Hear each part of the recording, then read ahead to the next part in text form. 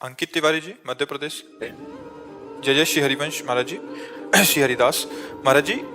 दास 1 साल से नाम जप कर रहा है, साथ में 84 जी, सेवकवाणी, राधा सुधा निधि, भक्त नामावली, भक्त माल, केली माल, रत्नाकर, मीरा सुधा निधि, प्रीतम काव्य का नित्य पाठ करता है, 11 माला भी करते हैं, जिससे भाव में वृद्धि हुई है। ऑफिस में काम करते हुए भी प्रियाजू का चिंतन होता था, लेकिन पिछले 3 महीने से भाव में शून्यता आ गई है। अब नाम में वो रस नहीं मिलता, प्रयास करने पर भी चिंतन नहीं होता।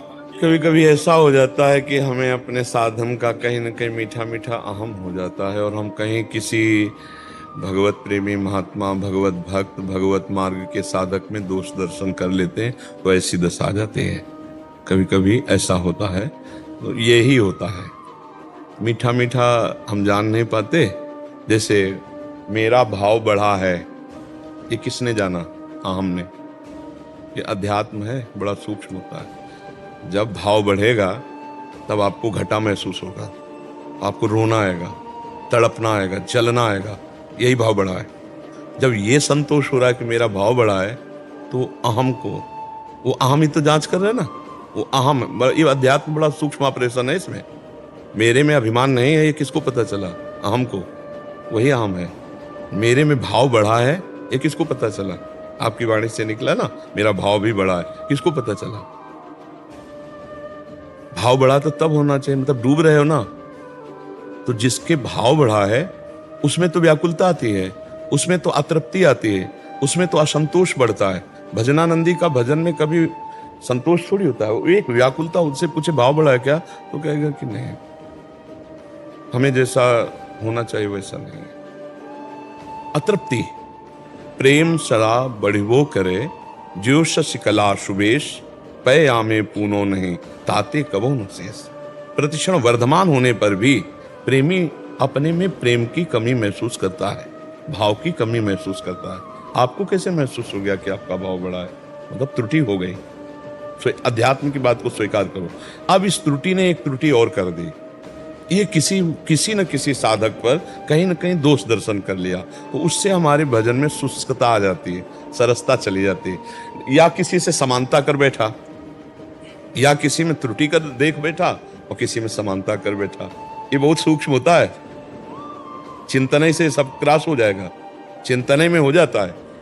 बहुत बहुत दुष्ट है मन, बहुत दुष्ट है। ये बहुत जल्दी फंसा देता है, कहीं ना कहीं गलती करवा देता है। उस समय तत्काल इष्ट से, गुरुदेव से प्रार्थना करे, प्रभु क्षमा करो, मैं नीच अधम, आपकी कृपा से चल रहा हूँ, अहंकार ऊपर से हो रहा है। चल रहे हैं हम आपकी कृपा से, दौड़ रही ट्रेन और हम समझ रहे यात्रा हमारे पैरों से हो रही।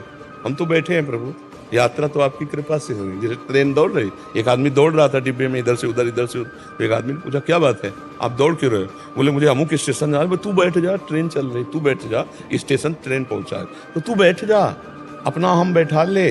तू गुरु कृपा से, हरि कृपा से, इष्ट कृपा से, महारानी जी की कृपा से इस भाव देश में आगे दौड़ रहा है। अहम बड़ा घातक होता है। तो कई बार देखा गया है कि इस अहम के द्वारा कहीं न कहीं दोष दर्शन या किसी महापुरुष से समानता का भाव आने पर ये शुष्क हो जाता है। पहला जांच करना। और दूसरा, कभी कभी गुण प्रभाव आता है, ये ज्यादा देर नहीं टिकता है। ये 8 घंटे 10 घंटे इसी में संभल जाएगा। ज्यादा देर ये टिकता है जो पहला बताया। गुण प्रभाव में कभी कभी भजन में मन न लगना, एकदम मन शुष्क हो जाना। कबहू तो थोड़ो भजन, ध्रुवदास जी लिख रहे हैं, कबहू होत विशाल, मन को धीरज छुटे नहीं, गाय न दूजी चाल। धैर्य से रहना, थोड़ी देर में परिवर्तित हो जाएगा। रजोगुण तमोगुण जब अपना प्रभाव दिखाता है तो भजन में रुचि नहीं रहती। तीसरा, कभी कभी भोजन अशुद्ध हो जाता है। भोजन के अशुद्ध होने के कारण भजन में रुचि नहीं होती।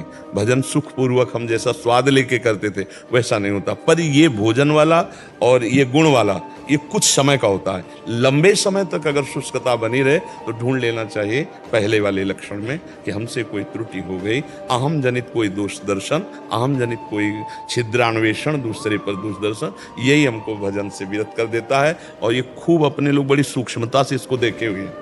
ये बड़ा अंदर का विषय होता है ना, सूक्ष्मता से होता है। किसी से होड़ कर लेना, किसी से अपने को जोड़ने लगना, तारतम्य गुण दोष का, इससे भी भजन में हानि हो जाएगी। या किसी की अवहेलना, निंदा, दोष भाव, ऐसा वो आप देख लीजिए। 3 में से प्रायश्चित कैसे होगा इसका प्रायश्चित कैसे होगा? बस जान लिया और अंदर से ताप पैदा हो रहा है। प्रायश्चित तो हो ही रहा है कि आप जल रहे हो अंदर से कि मेरे से मेरा भजन वो नहीं हो रहा, क्या बात है। अब वो अगर ढूंढो आप तो आपको स्मरण में आ जाएगा। अब ढूंढना आप एकांत में बैठ के नाम जप करते हुए, तो आपको अच्छा मैंने अमुक संत के बाद तब बचता है। बहुत सूक्ष्म विषय है, लेकिन तो बहा ले जाता है बड़े धीरे धीरे, और फिर दूसरों के दोष दर्शन करता है, देखो ये तो ऐसे है, ये तो ऐसे, और गिरा देता है। इससे संभाल कर परमार्थ में चलाया जाए, तो नहीं तो ये फंसा देता है। आप समझ पा रहे ना, हम यही त्रुटि होती है, नहीं तो फिर भजन धीरे धीरे छलांग मारता है। रात दिन एक आनंद की आध्यात्मिक उन्नति पर उसको हर समय महसूस होगा कि जैसा महापुरुषों में होना चाहिए वैसा मेरे में नहीं है। ऐसा मेरा भाव बड़ा है, ये कभी जवान से मत निकालना, अब ना निकालना, ये मेरा भाव बड़ा है। हाँ ठीक है, आप गुरुजनों की कृपा, संतों की कृपा है, पर जैसा होना चाहिए वैसा हर समय नहीं। जैसे आपके पास 1 करोड़ रुपया जेब में हो, तो आपसे कहा जाए आप करोड़ रुपया रखते हो क्या जेब में, तो आप सीधे नहीं, तो आपका चलता है नहीं, सब चल जाता है धीरे, इधर उधर से सब चल जाता है, कृपा है। वो थोड़ी बताएगा कि जेब में 1 करोड़ रुपया रखे कि अभी 4 आदमी बाहर लग के छीन लें। तो हम अपने भजन को कैसे बता देंगे कि हमारा भाव बड़ा है। बहुत चतुरता, बहुत सावधानी। जैसे हम कभी संत और गुरुजनों से कभी बात करें तो भजन कैसा चल रहा है, बस जैसा चल रहा है आप तो सब जानते हो, कृपा से ही है हमारे में, तो क्या भजन हम क्या कर पाएंगे। वो तो बस एक सांस में अपनी पूरी साधना को बता जाना, वो अहम नोट कर रहा है। सूक्ष्मता से समझ रहे ना, अहम नोट कर रहे हैं, हम ये पाठ कर रहे हैं, हम ये कर रहे हैं, हम ये कर रहे हैं, ये कर रहे हैं, मतलब वो अहम पुष्ट हो रहा है, उसी को मारना है। साधना काय की हो रही, अहंकार के नाश की। जिसका जितना अहंकार नष्ट हुआ है अध्यात्म में, वो उतना ही उन्नति को प्राप्त हुआ है।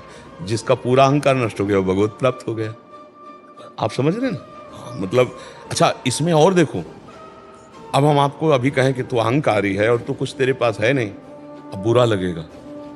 हम कितना अहंकार का पक्ष ले रहे हैं कि हमको डॉक्टर बता रहा है कि रोग तुम्हारे अंदर है, और हम रोग का पक्ष ले रहे हैं कि नहीं। मतलब दोषों को इतना सुरक्षित छुपाने वाले अपने लोग हैं कि गुरुजन भी कहें, बहुत खुशी होनी चाहिए कि हम तो नहीं पकड़ पाए, लेकिन पकड़ लिए कि दुष्टता भरी। नाथ अब आपने पकड़ लिया है तो अब आप कृपा करके इसका नाश कर ही दीजिए, अब हमारे बस का तो है नहीं, ऐसा होना चाहिए। और जबकि इसका उल्टा हो जाता है, अपने दोषों को हम जो छिपाने की प्रवृत्ति रखते हैं, इसको भी छोड़ना होगा। ये जो नोट कर रहा है ना कि आप इतना पाठ कर रहे हो, आप इतना जप कर रहे हो, आप इतने साधन में लगे और भाव बढ़ा है, वो अहंकार ही है जो नोट कर रहा है। नहीं, आप नहीं कर रहे, आपसे प्रभु करा रहे हैं। जब प्रभु करा है तो आप उसको करता क्यों बन रहे हो। अहंकार विमूढ़ आत्मा करता हमिति मन्नते, तो समझ रहे हो ना, आप करता क्यों बन रहे हो। आपने किसने पूछा कि आप कौन सा पाठ करते हैं, कितना करते हैं, आप क्यों बोल गए। ये आपके अंदर वो बैठा है ना। देखो आप जिस लिए आए हो अध्यात्म के लिए तो आए ना। ये डॉक्टर, ये बच्चा, इसको समझो, शांत गंभीर अकर्ता भगवान के द्वारा सब भजन निरंतर चलने लगेगा।